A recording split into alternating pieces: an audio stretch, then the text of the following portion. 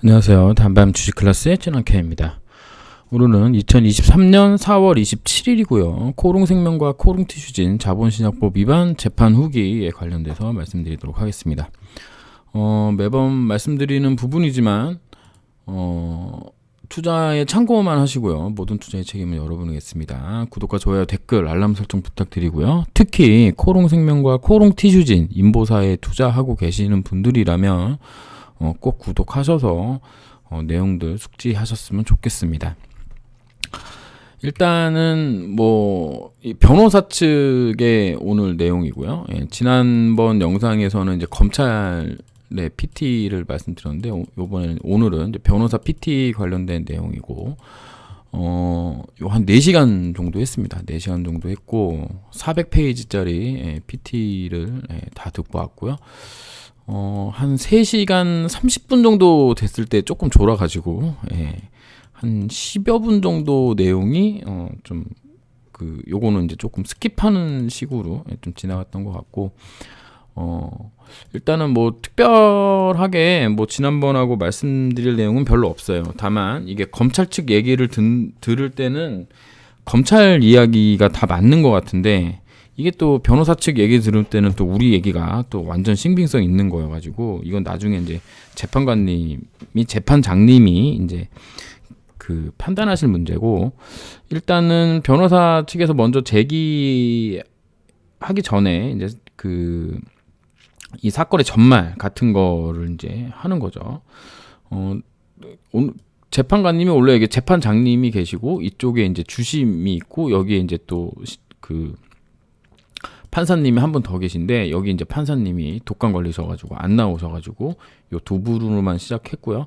원래 형사재판 같은 경우에는 재판장님만 오셔도 되는데 주심도 같이 오셨다라는 부분, 요런 게 이제 좀 특이사항이었습니다. 이제 입장하실 때 다 일어나가지고 이제 재판장님하고 이제 인사를 나눴는데 그때 그 판사님이 원래 3분 오셔야 되는 2분밖에 안 오셔가지고 좀 깜짝 놀랐는데 거기에 대한 이제 해명을 재판장님이 해주시는 걸로 이제 시작을 했고요.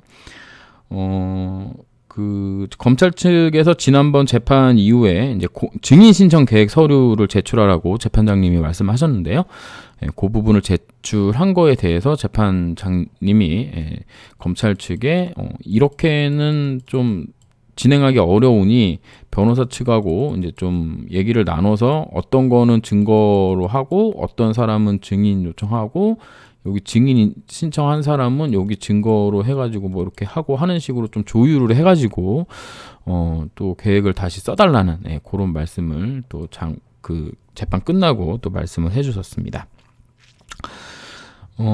일단은 이제 변호사님 PT 들어가기 전에 이제 좀 개괄적인 내용으로 이 사건은 2019년도에 언론에서 암세포를 몸속에 주입한다는 그런 세간의 의심이 됐고 그때 이제 그 언론에서 세포가 바꿔치기 된 거 아니냐, 세포가 바꿔치기 된 거 아니냐라는 이제 의심을 받으면서 이 사건이 실제로 진행이 됐는데.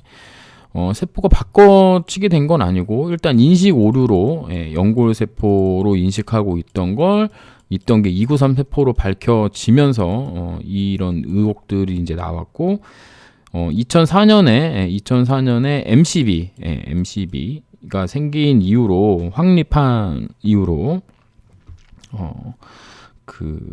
이게 이제 마스터 셀 뱅크라고 합니다. 그래서 원래 이제 인보사는 세포 하나로 시작하거든요. 한 개입니다. 한 개를 이제 MCB 단계, 이게 마스터 셀 뱅크화 해가지고 이렇게 만든 다음에 이거를 이제 워킹 셀 뱅크로 이제 만드는데 이제 그런 거를 확립 이후에 이제 한 번도 세포가 바뀌지 않았고 그다음에 2020년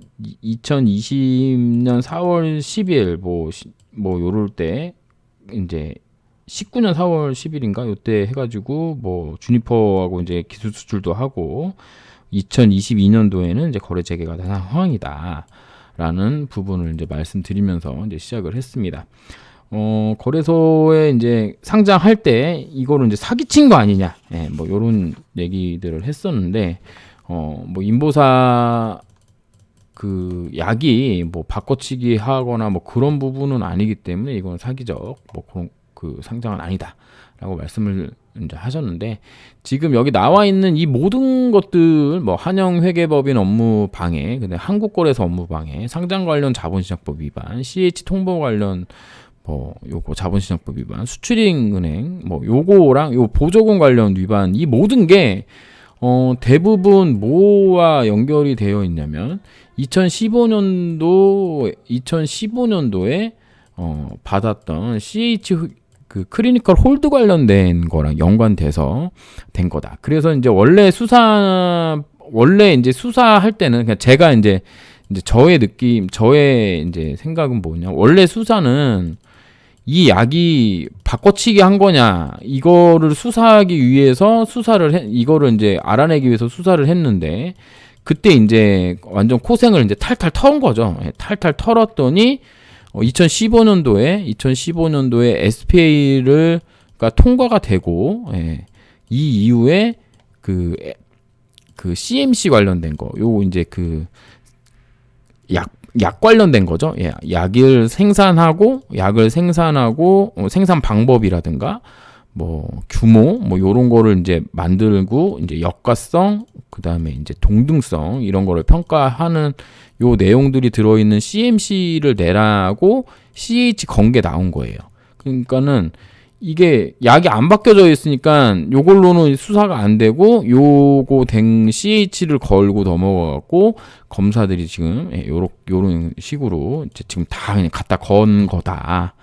요렇게 변호사 측의 주장은 이렇게 볼 수 있겠습니다. 그러면 이제 가장 중요한 건 뭐냐면, 이 CH가 무슨 CH였냐. 그러니까 이거 2019년도에 걸렸던 CH랑 2015년도에 걸렸던 CH랑은 조금 다른 겁니다. 그래서 이제 변호사 측 얘기로는 CH가 두 종류가 있는데, 하나는 이제 딜레이가 있고, 하나는 서스펜드라고 해야 되나요? 중지가 있고, 이거는 이제 그 연기라고 하는데, 요 우리가 2015년도에 받았던 건 요 연기다.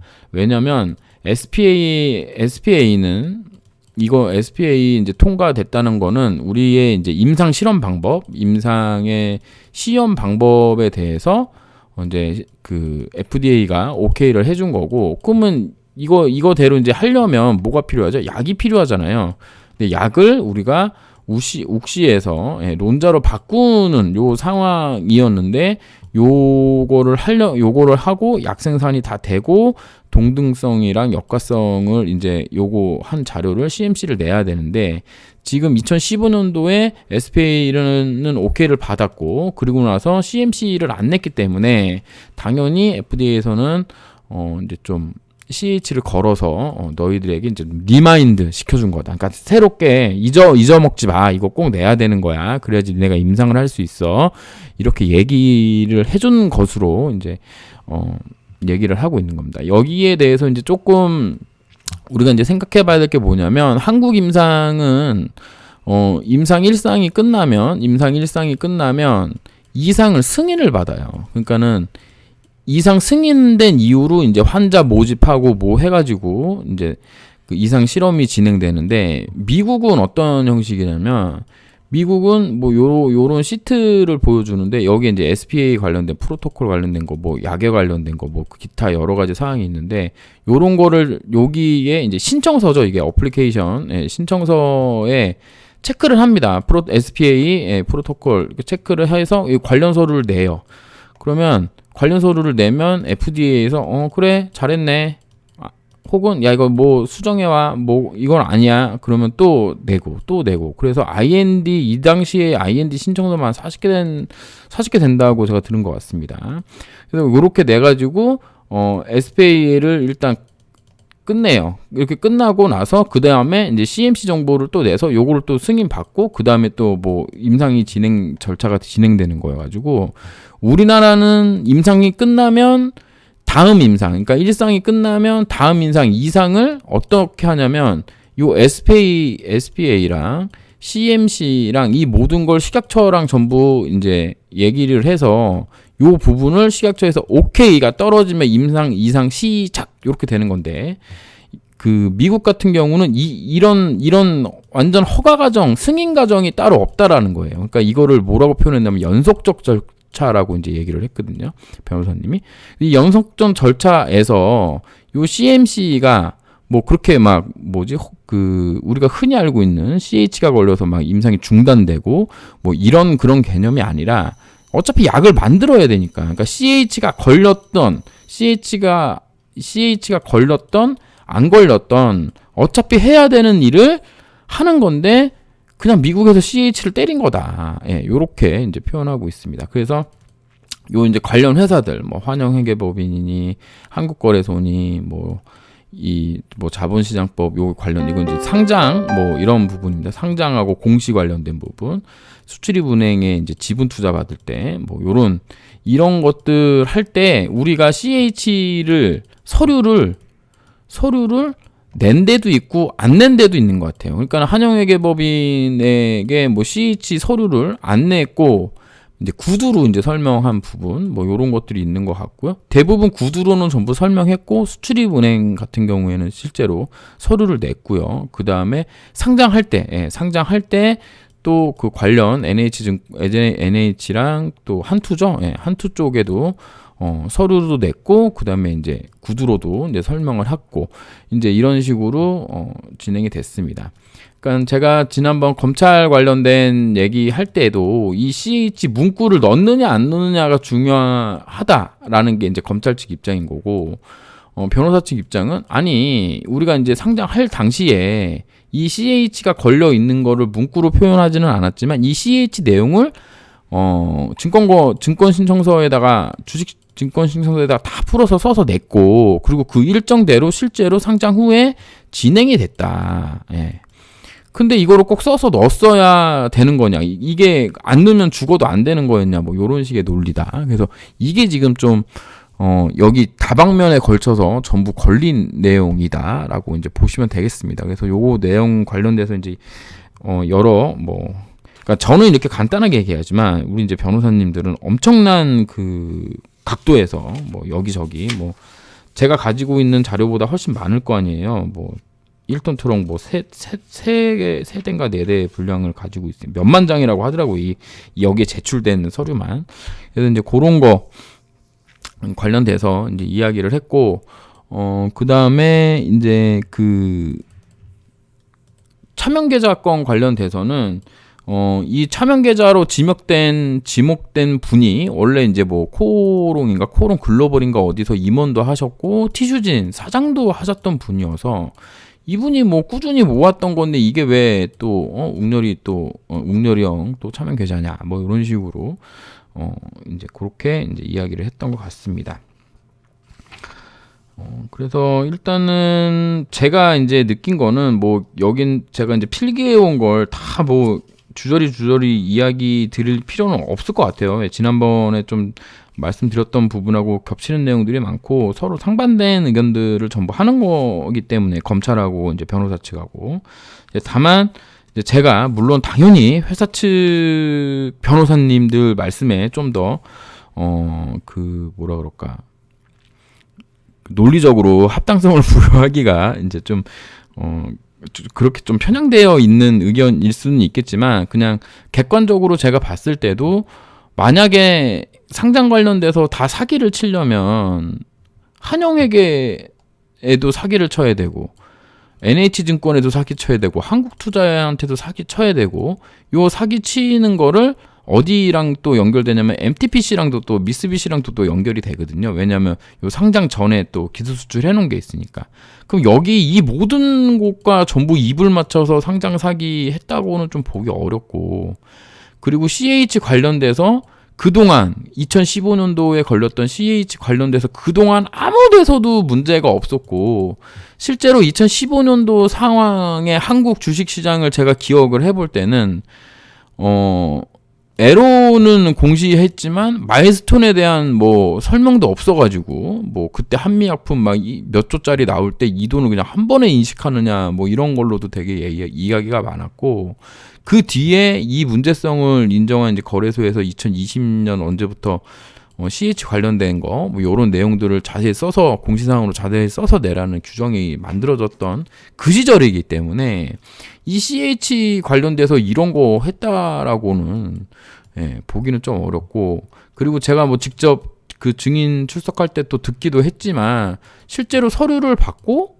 이 그 SPA 관련된 서류 플러스 이제 CH 관련된 서류가 FDA에서 왔을 때 이게 총 7장이었는데 여기 수출입에서 그 실무 담당하고 있는 분이 이 7장 중에서 앞에 4장만 보고 뒤에 CH 내용을 하나도 못 봤다는 거. 그리고 맨 첫 장에 SPA랑 CH 내용이 같이 걸려 있었는데 요것도 확인 안 했다고 증언했던 부분, 이런 거 생각해 보면 그 당시에는 어차피 약이 만들어져야 임상이 진행되는 부분이었기 때문에 요 약 관련된 CH를 기본 첫 번째로는 회사에서는 그냥 절차로 보고 있었고, 그랬기 때문에 굳이 뭐 CH를 문구로 넣는다거나 이런 생각을 안 했던 것 같습니다. 당연히 이제 그러니까 회사 측에서는 이제 욱시에서 당연히 만들어서 이제 제공을 할 거니까 그런 생각을 했었는데, 이게 이제 문제가 된 거는 이제 욱시에서 약을 이제 못 만들고 공장 옮겼는데 또 오염 사태가 나고 하면서 이제 론자로 바뀐 거거든요. 그래서 이제 요런 이제 또 그 우연이 또 겹치면서 이 CH가 걸리고 그 다음에 삼상 진행하는데 한 3년 넘게 정도 걸렸거든요. 그러니까는 이제 검찰 수사 당시 2019년도 당시에는 이 CH 때문에 이렇게 오래 걸려서 니네가 임상한 거 아니냐. 그러니까 이 CH가 엄청나게 위험한 거였는데 니네가 이거를 숨기고 이런 거 다 한 거 아니냐. 뭐 이런 식의 지금 논리인데, 그 논리는 좀 안 맞을 것 같습니다. 이거는 이제 제가 판단한 게 아니고 우리가 이제 소송이 몇 개 있잖아요. 자본시장법으로 이제 웅렬형을 비롯해서 이제 걸려 있는 부분이 있고, 그 다음에 이거 말고 약사법 관련된 것도 있고요. 약사법 관련된 거는 대법원까지 가서 이겼습니다. 이건 승소했고, 3번이 이제 보조금 관련된 거, 이거 1심이 있었죠. 이거 1심에서 이번 CH는 통상적인 거라고 판시를 한 부분이 있기 때문에 이거로 물거늘어지는 요런 것들은 대부분 좀 무죄 판결을 받지 않을까라는 생각을 했습니다. 그랬고 이제 5월 3일 날 5월 3일에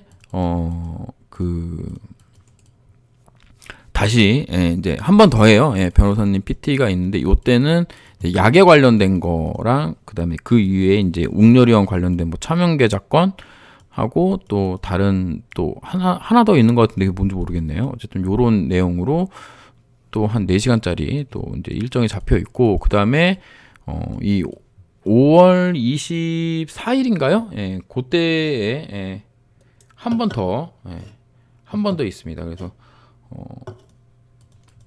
요때는 이제 준비 기일인 거죠. 이제 재판부가 바뀌면서 검찰 측 검찰 PT하고 변호사 측 PT하고 이제 앞으로 어떻게 재판을 진행하겠다라는 거 하고, 그리고 6월부터 본격적인 재판이 진행될 것 같습니다. 그 전까지만 하더라도 일주일에 한 번씩 했었거든요. 이제 그게 이제 본격적으로 진행된다, 이렇게 보시면 되겠습니다. 이렇게 해서 재판 갔다 왔던 보고사항 알려드리고 영상 마치도록 하겠습니다. 감사합니다. 진남 K였습니다.